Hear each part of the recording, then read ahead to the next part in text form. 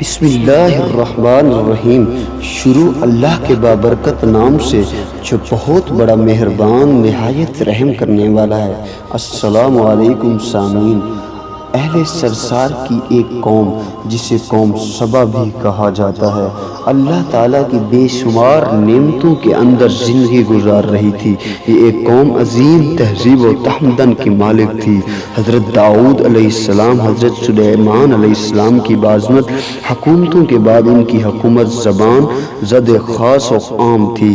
کہا جاتا ہے کہ یہ لوگ گندم کے مغز سے آپس میں آٹا پس کر کے روٹیاں پکاتے تھے، لیکن اس سے برعکس وہ اس قدر اسراف کرنے والے اور ناشکرے تھے کہ انہیں روٹیوں کے ساتھ بچوں کو پاکخانہ، اللہ اکبر، روٹیوں کے ساتھ بچوں کا پاخانہ صاف کرتے تھے۔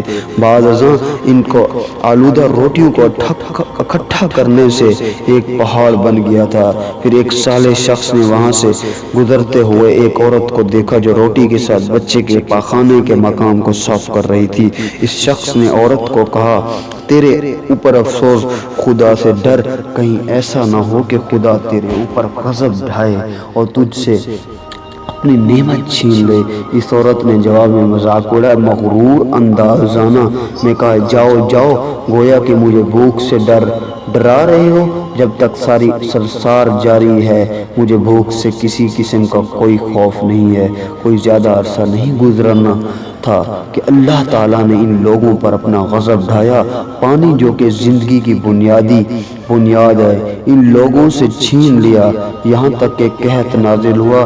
بات یہاں تک پہنچ گئی کہ ان کے ذخیرہ کی ہوئی تمام غذائیں ختم ہو گئیں۔ آخرکار وہ مجبور ہو گئے، انہیں آلودہ روٹیوں پر ٹوٹ پڑے جو ان لوگوں نے اکٹھی کر کے پہاڑ کی مانند ڈھیر لگایا ہوا تھا، بلکہ وہاں سے روٹی لینے کے لیے صف لگتی تاکہ ہر کوئی وہاں سے اپنے حصے کی روٹی لے سکے۔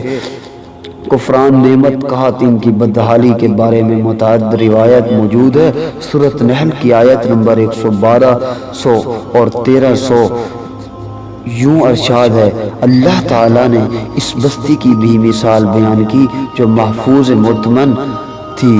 اس کا رزق ہر طرف سے باقاعدہ آ رہا تھا، لیکن اس بستی کے رہنے والوں نے اللہ کی نعمتوں کا انکار کیا تو خدا نے انہیں بھوکا اور پیاس کا مزہ چکھایا، صرف ان کے لیے اعمال کی بنا پر جو وہ انجام دے رہے تھے۔ یقیناً ان کے پاس رسول آیا تو ان لوگوں نے ان کو جھٹلایا، تو پھر ان تک غذب آ پہنچا، عذاب آ پہنچا۔ یہ عذاب ظلم کرنے والے تھے۔ اس قوم سبا کے بارے میں ایک اور واقعہ بیان ہوتا ہے کہ ان لوگوں نے اپنی زراعت کو بہتر طور پر کاشت کرنے کے لیے پانی ذخیرہ کرنے کی خاطر بلک کے دو پہاڑ کے درمیان ایک بہت بڑا بند معرب تعمیر کیا ہوا تھا۔ سوراخ اور دوسرے پہاڑ سے گزرا ہوا پانی اس بند میں آ کر وافر مقدار میں جمع ہو جاتا تھا۔ قوم سبا نے اس پانی سے صحیح طور پر استفادہ کرتے ہوئے وسیع و عریض اور بہت سی خوبصورت باغات لگائے اور کھیتی باڑی کو رونق بخشی۔ ان باغات کے درختوں کی شاخیں اس قدر پھلوں سے لدی ہوئی ہوتی کہ کہتے ہیں کہ اگر کوئی شخص سر پر ٹوپی رکھ کر نیچے سے گزرتا تو پھل خود بخود ٹوکری میں گرنا شروع ہو جاتے اور یہ قلیل مدت میں ٹوکری تازہ پھلوں سے بھر جاتی۔ لیکن نعمتوں کی کثرت نے انہیں شکر کرنے کے بجائے سرمست اور غافل کر دیا، یہاں تک کہ ان کے درمیان بہت بڑا قبائی نظام وجود میں آ چکا تھا۔ اس صاحب سے اقتدار لوگوں نے کمزور اور ضعیفوں کا خون چوسنا شروع کر رکھا تھا، یہاں تک کہ ان لوگوں نے خدا سے ایک احمقانہ التماس کیا جس کا ذکر سورۃ سبا کی آیت نمبر 29 میں ملتا ہے۔ انہوں نے کہا، خدایا ہمارے سفروں کے درمیان فاصلہ زیادہ کر دے۔ انہوں نے اللہ تعالیٰ سے یہ التماس کے لیے کیا تاکہ غریبوں، بے نواح لوگوں عمرہ اور ثروت مندوں کے ہمراہ سفر نہ کریں۔